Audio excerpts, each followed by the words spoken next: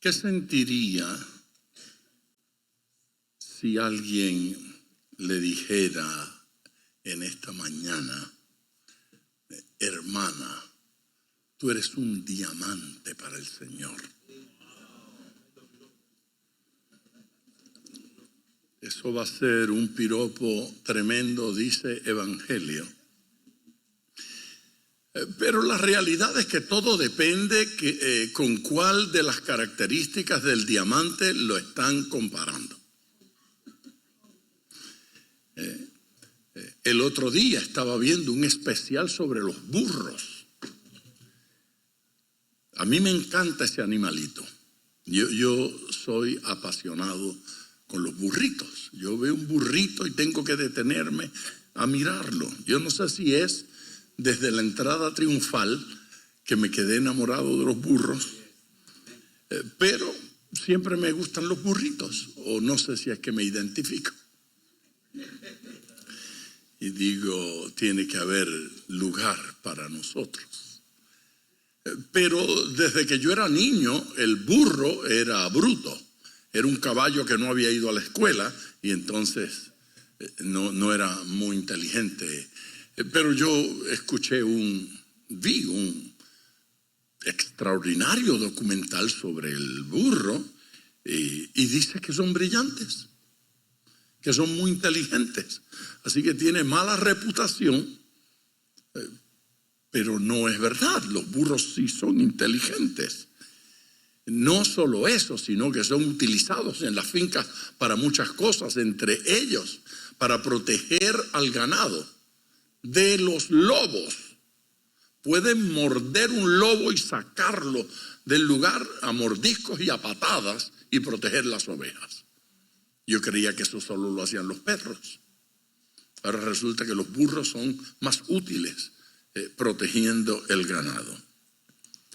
Hay que preguntar cuando comparan a uno, ¿en qué aspecto es que me estás comparando? ¿Sí? En Puerto Rico hubo un gobernador al que le dijeron caballo. Y él dijo, sí, pero de paso fino. Entonces, ya no era malo que le dijeran caballo. Ahora él mismo decía que era el caballo. Y estaba feliz. Y cuando alguien hace algo extraordinario, le dicen, tú eres un caballo. ¿Sí? Y los cubanos utilizan la expresión y le dicen caballo a uno con una tranquilidad. Y se supone que el comentario es positivo, pero ya usted sabe que se puede utilizar negativamente. Yo le pregunté cómo reaccionaría si alguien le dijera que usted es un diamante. Vaya conmigo a la Biblia. Libro de Zacarías. Para encontrar a Zacarías, usted vaya a donde se divide el Nuevo y el Antiguo Testamento. El primer libro del Nuevo Testamento es Mateo, el último del Antiguo Testamento es Malaquías y el penúltimo es Zacarías. Así que no empiece por Génesis, que se acaba el culto y no ha llegado. Retroceda del Nuevo Testamento, vaya hacia atrás y encuentre ahí a Zacarías. Capítulo 7 de Zacarías. Versículo 10. Los versículos anteriores nos dicen que Dios manda al pueblo a hacer esto.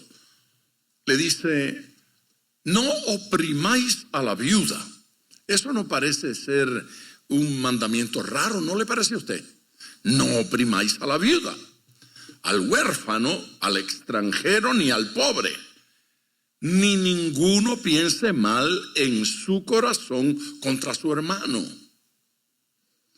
Pero no quisieron escuchar, antes volvieron la espalda y taparon sus oídos para no oír y pusieron su corazón como diamante.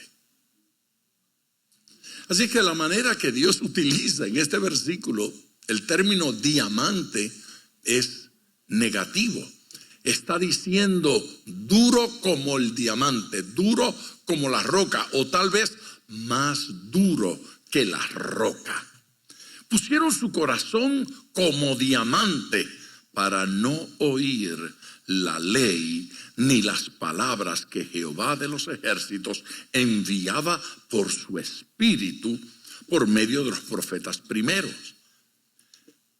Vino por tanto gran enojo de parte de Jehová de los ejércitos. La última oración de ese último versículo es aterradora. Vino por tanto gran enojo de parte de Jehová de los ejércitos. El corazón del ser humano puede inclinarse voluntariamente hacia lo bueno o hacia lo malo. La realidad es que Satanás no nos puede arrastrar a la fuerza a hacer cosas. Hay frases que son absurdas. En inglés se dice fall in love, como si la persona fuera caminando y de repente se fue por un barranco y quedó enamorado. Cayó en amor. ¿Qué es eso? Eso no ocurre nunca. Usted se enamora voluntariamente o no. Enamorarse, por poco que me guste la expresión, es un proceso mediante el cual el corazón se compromete, el gusto se debe haber comprometido también y se inicia una relación voluntaria. Usted puede hacer que esa relación sea duradera. O usted puede buscarse una excusa por el camino y decir, me cansé. Ya no me gusta, ya no quiero. Lo que significa realmente es que no me da la gana. Por la abundancia de amenes me di cuenta de que el concepto no había encontrado tierra fértil. Pero no importa. Esta es la gran realidad. Puedo acabar con una relación cuando quiera y puedo iniciar otra relación cuando me dé la gana. Hay gente muy habilidosa para eso. Puede cambiar a menudo, ¿no es cierto? Y hay otros que deciden abrazar la fidelidad y la buena relación y cuidar esa institución maravillosa que se llama matrimonio y familia. ¿Sí? Pero la realidad es que las mismas razones que tiene este para divorciarse las tiene este. Y uno decide divorciarse y el otro decide cuidar su matrimonio, salvar su matrimonio, salvar la relación. No necesito un texto aclaratorio donde alguien me diga, pastor, es que en mi caso ya no había opciones. Yo sé que hay relaciones que no son salvables, lo sé. Pero esos son casos extremos. Por regla general, usted, o sea, las dos partes, podrán hacer algo para salvar la relación. Si ambos deciden trabajar en este proyecto, lo vamos a lograr. El corazón no se inclina solo, el corazón lo inclinamos. El corazón no se endurece solo, el corazón lo endurezco. Los oídos no se van a correr solos, los oídos los envío y los ojos los envío y el pensamiento lo envío. Una de las cosas maravillosas que ocurren en nuestra mente es que no podemos tener dos pensamientos al mismo tiempo. No podemos. El uno sustituye al otro, el uno supera al otro. Así es que cuando usted está pensando en algo malo y no quiere seguir pensando en eso, entonces usted abre la Biblia y se pone a leerla. O usted decide cantarle un himno al Señor. Y es posible que antes de terminar de cantar el himno ya se le olvidó el tema de la tentación. Si lo hace con intensidad. Dios nos dio la mente para que la manejemos. Dios nos dio el oído y nos dio la autoridad sobre él para decir qué oír y qué no oír. y cerramos el oído voluntariamente o lo podemos abrir para escuchar lo que debemos escuchar. Usted debe decir amén. Mientras más se expone al mundo, más se endurece el corazón. Mientras más me expongo al pecado, más influencia tiene el pecado sobre mi vida y más me sensibilizo a esa conducta. Aquí la comparación no es positiva. Dios no está hablando allí sobre la belleza del diamante. No está comparando con gente que brilla, gente que resplandece. Está hablando de la dureza del diamante. Hace unos años, 1986, andaba yo con un grupo de pastores en un retiro y una de las personas que estaba con nosotros conocía donde cortaban diamantes, los recibían en bruto de la mina y allí los cortaban. Y me ofreció ir a verlo y para mí fue impresionante ver una maquinaria enorme para cortar un pequeñito diamante. Fue confrontar mi cerebro con la dureza del diamante, uno de los materiales más duros sobre la faz de la tierra. Tan duro que para cortar un diamante usted necesita diamante, porque si utiliza otra cosa no lo logra cortar. Y para pulir, una vez tiene la cara o las caras del diamante, para pulirlo usted tiene que utilizar polvo de diamante en una solución con aceite de oliva. Y se pule el diamante y sabe que probablemente no lo va a tener que pulir el resto de su vida. Quedó pulido para siempre porque es difícil usted rayar un diamante. Es difícil dañarlo. Necesita diamante para rayar al diamante. Con el diamante usted raya el vidrio y el vidrio se rompe.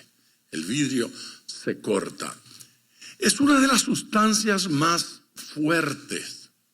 De hecho, en aquellos años, la persona que iba a cortar el diamante, que iba a dar el golpe primero, ese es el que determina la forma que va a tener finalmente ese diamante. Así es que si lo hace mal, pierde dinero. Si lo hace bien, podría ganar mucha plata. Luego de unos años me enteré de que ya no tiene él que estar todo el tiempo que gastaba, y eran horas estudiando para ver dónde iba a hacer el corte, porque ya inventaron una cosa que se llama un scanner. Entonces ahora, en español, escanean el diamante y lo pasan a la computadora y hay un programa que dice, córtenlo por aquí y resuelto el problema. Sí. Y ya no necesitan la maquinaria esa enorme para dar el golpe ese espantoso, porque ahora lo pueden cortar con rayo láser. ¿Qué tal? Sí. No le cuente la historia del último diamante que usted cortó a nadie, porque vamos a estar mucho tiempo. Pero aquí, la comparación en este versículo es intencional. Dios dice que esta gente se endureció así, pusieron su corazón como diamante. Se dio cuenta que no dice se pusieron o los pusieron o el corazón se puso como diamante. El Señor dice, ustedes pusieron su corazón como diamante, de duro. Ustedes endurecieron sus corazones. Nos tornamos insensibles porque tomamos ciertas decisiones incorrectas. Tomamos ciertas decisiones impropias y esas malas decisiones nos tornan, nos convierten en lo que llegamos a ser. Cuando usted encuentra en la iglesia a una persona insensible, usted ha encontrado a una persona que ha estado tomando pequeñas decisiones incorrectas y él mismo se ha tornado insensible. La culpa no es de Dios, la realidad es que tampoco es del diablo. Por mucho que me guste echarle la culpa al diablo. Pero no fue él, porque el diablo no tiene el poder de convertirle a usted en lo que a él le dé la gana. Él no puede. Si fuese esa su capacidad y su poder, ya lo hubiera hecho. Pero él no lo puede hacer, porque usted tiene autoridad sobre su vida, sobre su corazón y sobre su mente. Dios nos ha dado autoridad, debemos darle gloria. Estas oraciones que acabamos de leer en Zacarías, a alguien le pueden hacer reír, porque la realidad es que parecen actitudes infantiles. Pero lo infantil no siempre es del agrado de Dios. Dios nos manda a ser como niños tomando leche pura espiritual.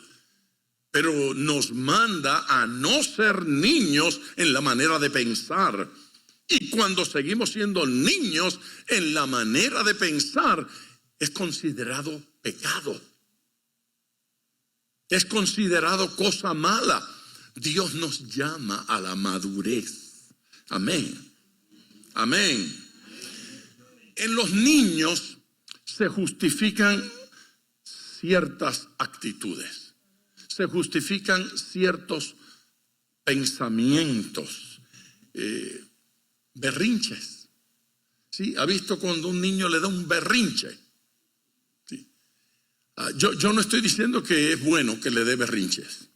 A mí y a mi hermano no nos daba berrinche. No, mi papá nos vacunó temprano. Bastaba una mirada y se acababa el berrinche. Quedaba uno así cuadradito como soldado. Sí, desde chiquitos. Yo no recuerdo haber visto a mi hermano con un berrinche. En ningún lugar. Eso de que en el supermercado el hijo suyo se tira al suelo y le da un berrinche porque él quiere otro cereal. Se va a Vega Baja, Puerto Rico. Está en un seminario allí en la casa de mi papá. Que le explica cómo acabarle el berrinche con una sola mirada, no berrinches. El problema con esta psicología de este tiempo con los niños es que finalmente los padres terminan premiándolos por el berrinche. Sí, al niño le da el berrinche, entonces le dan el iPad. Y le ponen $1,500 en la mano para que se entretenga. El niño está. Así que él sabe: berrinche, tengo iPad; berrinche, tengo helado; berrinche, tengo caramelos; tengo todo lo que yo quiera, porque papá le tiene miedo a mi berrinche. Bueno, mi papá decidió que él iba a hacer algo que yo le iba a tener más miedo que él a mi berrinche. Y me ganó. Y lo logró. Esta escena de estos versículos parecería justificar esa actitud en adultos, pero si en niños es malo, en adultos es peor. Cuando usted encuentra a un adulto que se empecina por una cosa, y si Dios no me concede, no salgo de este ayuno, muérase. No dejo de orar, no voy a... En algún momento la sabiduría de Dios me convence de que lo que yo estoy pidiendo no es su voluntad y debo cambiar el enfoque de mi petición. Esa obstinación no es igual a fe. No confunda la obstinación con la fe. La fe genuina nace del así dice Jehová. Tengo fe de que va a ocurrir lo que Dios ha dicho que va a ocurrir. Con claridad el apóstol Pablo dijo que la fe viene por el oír. Amén. La palabra de Dios. Cuando de la boca de Dios sale una palabra, produce fe en mí para que yo haga eso que Él quiere que yo haga. Aunque no tenga las capacidades, puedo hacer lo que Dios me mande a hacer. Por lo tanto, la fe es algo que se alimenta con la palabra de Dios. Quien no lee la Biblia no crece en fe. Quien no aprende la Biblia no crece en fe. Tengo que leer las Escrituras, comer las Escrituras, creer las Escrituras, recibir las Escrituras.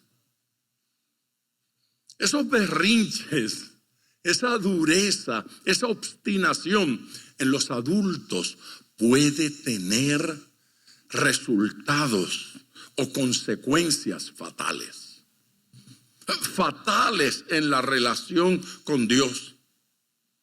La Biblia nos manda amar al prójimo como a mí mismo. Y si tengo que amar al prójimo, ¿sabe lo que es un prójimo? Sí. Usted sabe lo que es México. México es un país que se pronuncia México, pero se escribe México, porque la X y la J es la misma letra. México es México y próximo es prójimo. Próximo, el que está al lado mío. ¿Quién es mi prójimo? Mi prójimo es al que tengo próximo, al que tengo más cerca de mí. A ese que está al alcance de mi mano, tengo que bendecirlo. Toque a alguien para que descubra a su prójimo. Ese es su prójimo. ¿Sí? Ese es su prójimo. Y el que es mi prójimo, ese con el que entro en contacto. ¿Quién es mi prójimo? La gente con quien usted trabaja. ¿Quién es mi prójimo? Aquellos con los que estudio. ¿Quiénes son mi prójimo? Estos con los que me congrego, la familia, toda persona con la que estoy en contacto. Si pienso así, eso de no oprimas a la viuda, al huérfano, al extranjero, ni al pobre, ni siquiera es necesario que lo diga. Porque ya está incluido en el mandamiento. Dios me envió a bendecirlos. Por favor, diga usted amén. Dios me mandó a bendecirlos. ¿Por qué llega a ocurrir esta clase de opresión? ¿Por qué ese maltrato al pobre? ¿Por qué ese maltrato a la viejita viuda? ¿Por qué ese maltrato al huérfano? ¿Por qué razón hay gente que pasa junto a un niño en la calle que está pidiendo, que está mendigando porque tal vez no tiene padre o porque el padre es un borracho o es un adicto y él tiene que recaudar dinero y alguien pasa y lo insulta? ¿Ha visto eso? Y la señora esa que está pidiendo o el señor ese que está haciendo alguna cosa y gente cierra el vidrio y voltea la cara con mala actitud. Y cuando estamos en un restaurante y de repente entra una persona que no está vestida como se supone que se vista en ese lugar, hay una incomodidad en el ambiente. Saquen a ese individuo. ¿Por qué dejan entrar a ese tipo de gente? ¿Qué significa ese tipo de gente?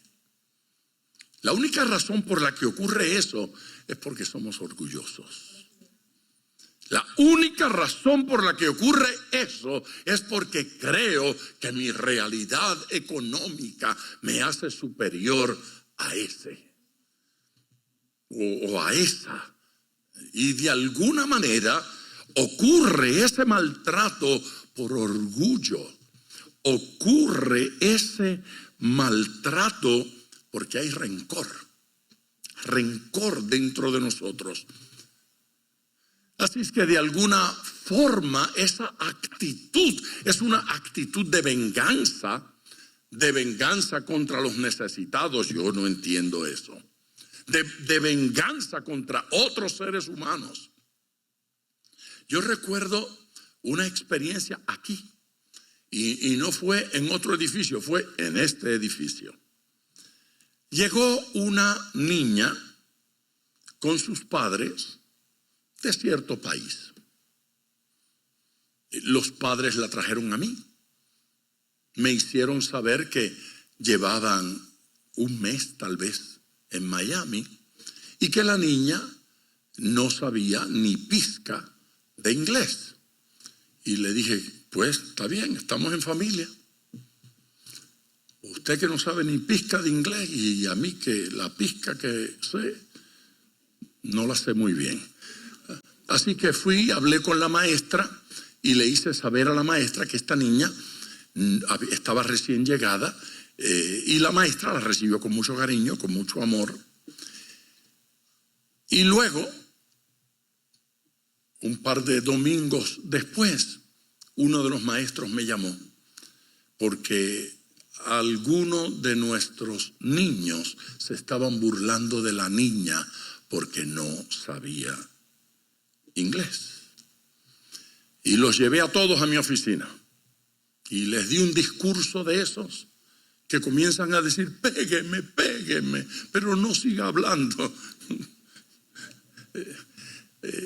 En un discurso yo los hice sentir miserables por lo que estaban haciendo. Les hice saber que ella hablaba perfecto español y ustedes no. Y es el idioma de sus padres. Y se lo están enseñando desde que nacieron. Y a esta nadie le enseñó nada. Y dentro de unos meses ella va a hablar inglés tan perfecto como el de ustedes. Y ustedes seguirán hablando mal español. Estaba todo el mundo seco conmigo. Y como ya yo sabía que tenía problemas en esa atmósfera, me los llevé a todos al McDonald's. Los voy a invitar después del culto al McDonald's. Y fuimos y nos sentamos allí, hicieron una fiesta y se les olvidó el regaño y solo recordaban el McDonald's. Bueno, esa historia no tendría ninguna importancia a no ser que un par de años más tarde, tal vez no había pasado un año, cuando llegó otra familia que tenían 2 niñas. Ninguna de ellas hablaba inglés, ninguna. Así que llegaron estas 2, intentaban decir alguna palabra en inglés con fuerte acento y el reporte llegó a mi oficina. Pastor, tenemos un problema. Fulana se está burlando de estas 2. ¿Usted sabe quién era? Por la que yo había intercedido hacía año y medio. Ahora ella hablaba inglés y sabe, no comprendía muy bien el español.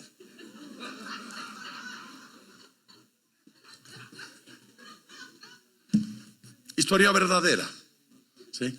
Estoy protegiendo a los culpables y a los inocentes también. ¿Cómo suceden esas cosas? ¿Cómo es que nos tornamos orgullosos? ¿Cómo es que nos tornamos vengativos?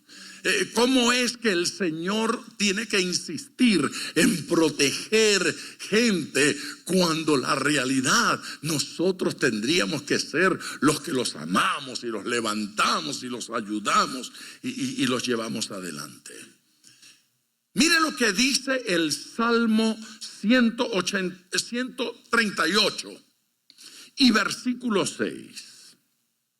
Porque Jehová es excelso, diga excelso. Jehová es excelso y atiende al humilde. ¿A quién atiende? A Dios no se le subió el orgullo de su grandeza. Al humilde Él lo atiende. Dios es rico, Dios no necesita nada, pero al humilde, al sencillo, Él lo atiende. Dios le da acceso, audiencia al más simple de los seres humanos.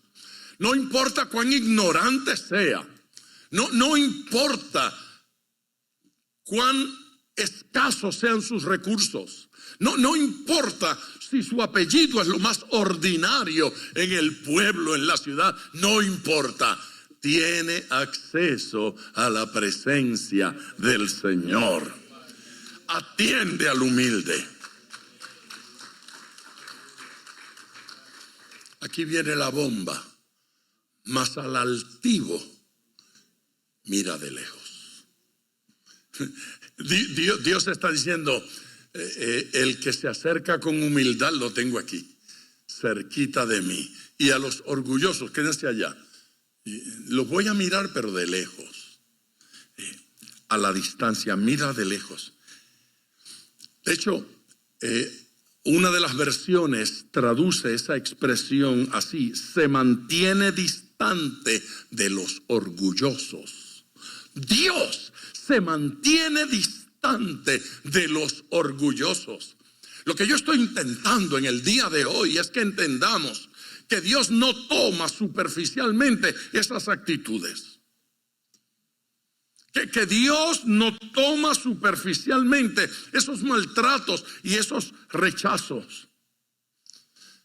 Esta gente llega a ser sabios en su propia opinión. Lo que ellos opinan, piensan que es lo correcto y piensan que es lo que está bien. Proverbios 3, versículo 7.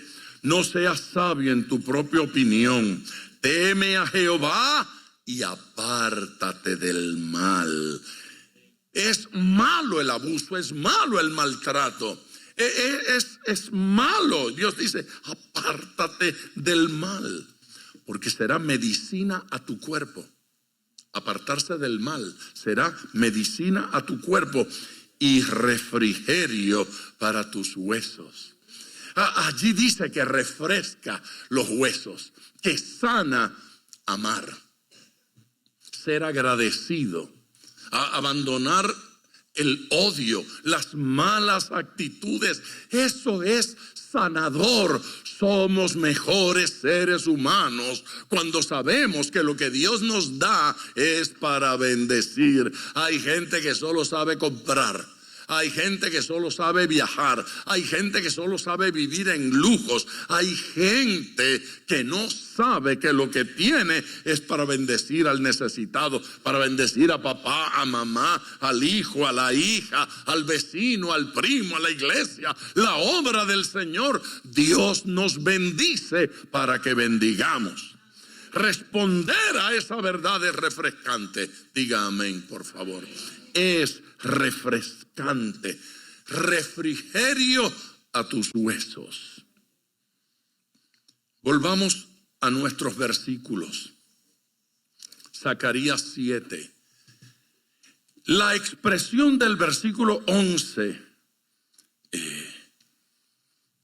me parece impresionante, pero no quisieron escuchar. A ver, no es que no escucharon, es que no quisieron escuchar. Esto es una decisión tomada. La actitud de desobediencia a Dios es una decisión tomada. Es que soy flojo. Sí, ser flojo no es la decisión tomada. Ser vago es la decisión tomada.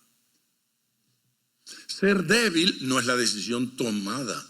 No trabajar es la decisión tomada. Estar enfermo no es la decisión tomada. Dejarse dominar por la enfermedad es la decisión tomada. Esta gente decidió no escuchar. Otros estaban allí y escucharon. ¿Se da cuenta? En el día de hoy, gente que está expuesta a este mensaje no va a escuchar. No escuchan, no oyen. Deciden no hacer caso, deciden entretenerse con otra cosa. Esto es una decisión. No puedo salir por esa puerta y decirle al Señor, yo no oí. El Señor va a contestar, no oíste porque no quisiste. No escuchaste porque decidiste no escuchar. Somos responsables delante de Dios de todo lo que Él nos dice. Y si seguimos con las mismas actitudes, vamos a seguir cosechando los mismos frutos y los mismos resultados. ¿Sí? No. Hay un versículo en Jeremías que me va a ayudar a entender la próxima frase, porque la próxima frase es: antes volvieron la espalda. ¿Qué es eso de volver la espalda a Dios? ¿Se dio cuenta que no se tradujo le dieron la espalda a Dios? Tradujeron volver la espalda a Dios. Hay una diferencia entre darle la espalda a Dios y volver la espalda a Dios. Son primas hermanas las dos frases, pero tienen peculiaridades que las hace diferentes. ¿Quiere conocerlas? Mire, en el libro del profeta Jeremías, en el capítulo 34, mire lo que leemos. Bueno, podemos leer el cierre del versículo 10. Lo leo completo. Y cuando oyeron todos los príncipes y todo el pueblo que había convenido en el pacto de dejar libre cada uno a su siervo y cada uno a su sierva, que ninguno lo usase más como siervos, obedecieron y los dejaron un alto. Levanten los ojos, mírenme acá. Dios le acaba de decir a Israel, dejen ir libre a los esclavos. De esto se trata. La Biblia dice que el Señor le dijo a los discípulos en ciertas ocasiones, cuando sanaba a alguien, no se lo digan a nadie. ¿Se acuerdan? Y entonces salían de allí y se lo decían a todo el mundo. Entonces Jesús después, cuando ya se va, le dice: y este mensaje díganselo a todo el mundo. Y no se lo decimos a nadie. Como que, sí. Entonces uno le dice a la gente: lea la Biblia, no la leen. Entonces en algún momento le dice: hermano, no la lea ahora, mire acá. Y se ponen a leerla. ¿Entendió? Okay. Lo que dicen los versículos anteriores es que el Señor le dijo al pueblo: dejen ir a los esclavos. Y enfáticamente: no deben ustedes tener esclavos de su propio pueblo, de su propio barrio. Judíos como ustedes, ¿cómo van a esclavizar a sus hermanos? Déjenlos ir. Y la gente dijo: amén, es verdad, déjenlos ir. Los dejaron ir. Versículo 11. Pero después se arrepintieron de haberse arrepentido. Me arrepentí del pecado y después me arrepiento de haberme arrepentido del pecado. Me arrepiento de haber robado y cuando voy a devolverlo, no, yo me arrepiento de haberme arrepentido, yo me voy a quedar con el billetito este. ¿No es cierto? Eso es como que se arrepintió de mentir, pero después no aclaró la cosa y dijo: no, mejor vamos a dejar el cuentito ese allí. Se arrepintieron de haberse arrepentido de hacer lo malo. Después se arrepintieron e hicieron volver a los siervos y a las siervas que habían dejado libres, y los sujetaron como siervos y siervas. Usted se da cuenta que el pueblo de Dios está haciéndole a sus esclavos lo mismo que los egipcios le habían hecho a ellos. No, ok. El pueblo egipto tenía al judío como esclavo y los soltó porque Dios dijo: deja ir a mi pueblo. Y los dejaron y luego fueron y las tomaron otra vez. Y le decían, negociaban con Moisés: sí, Moisés, vamos a hacerlo, ¿cómo no?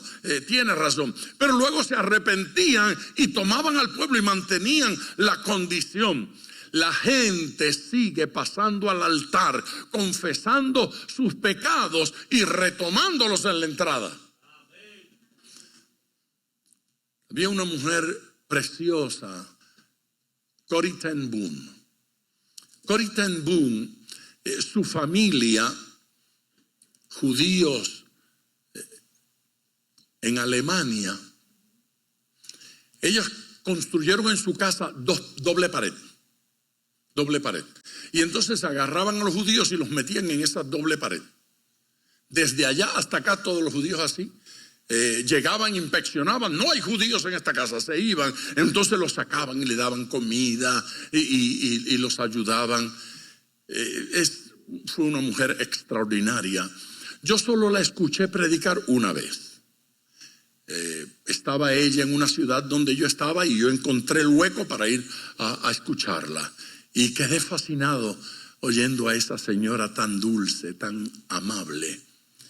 Y nunca olvido que cita un pasaje de la Biblia que dice que Dios tira nuestros pecados a lo profundo de la mar. Y dice, y luego pone un rotulito que dice prohibido pescar. Porque tenemos la mala costumbre de caer nuevamente haciendo, diciendo y con las mismas actitudes que tuve la vez pasada, como si olvidáramos el daño que nos hace el pecado. Dios nos quiere libres de pecado. Alguien que le dé gloria a Dios. Pues mi énfasis en esto de volver la espalda a Dios es porque en el original dice otra frase que es poco utilizada, si es que es utilizada en inglés o en español. Y la forma en que lo dice es, pusieron primero el hombro.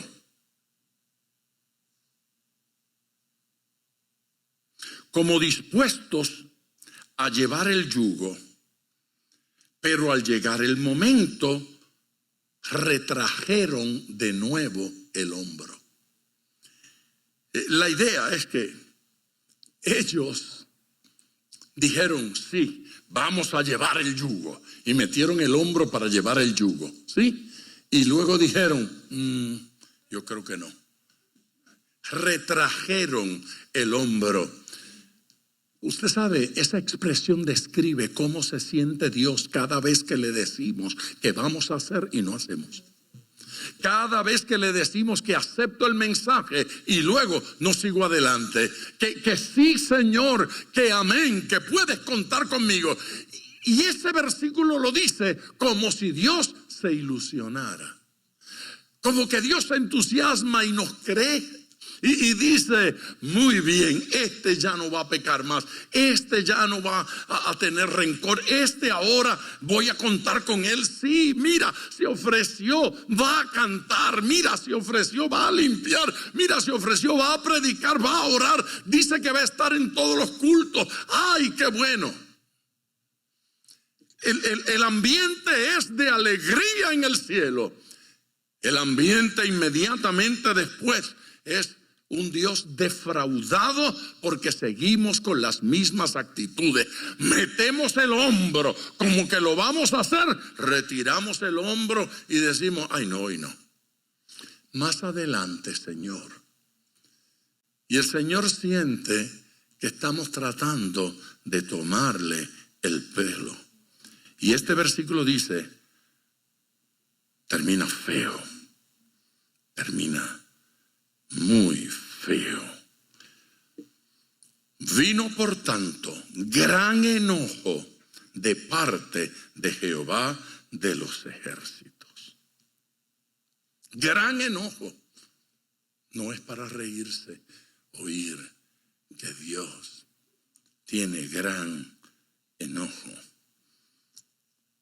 Versículo 13. Y aconteció que así como él clamó, esa frase es la misma que utilizamos nosotros para decir que estamos orando, clamando a Dios. Estoy en el versículo 13. Clamando al Señor, estamos clamando a Dios. Y aconteció que así como él clamó, Dios nos pidió, nos mandó, nos dijo, casi como si nos estuviera pidiendo.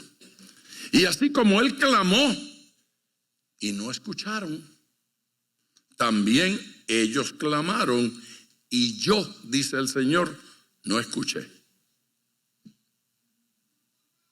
Y así como ellos clamaron, como yo clamé y ellos no escucharon, ahora ellos claman y yo no escucho. ¿Hay alguien que se sienta cómodo con esa expresión?